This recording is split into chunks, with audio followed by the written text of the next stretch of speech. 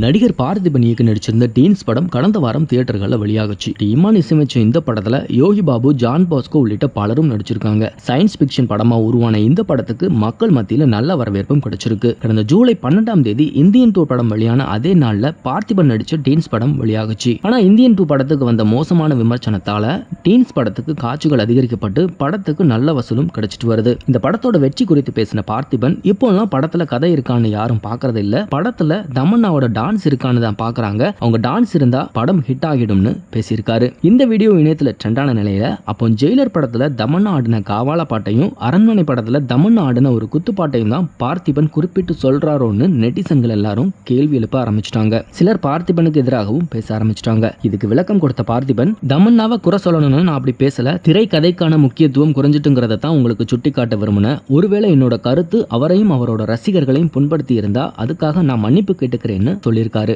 இது மாதிரியான இன்ட்ரெஸ்டிங்கான சினிமா நியூஸ் பத்தின அப்டேட்டுகளை நீங்க உடனுக்குடன் தெரிஞ்சுக்கணும்னா மறக்காம நம்ம சினி மாடல் சேனலை சப்ஸ்கிரைப் பண்ணிக்கோங்க.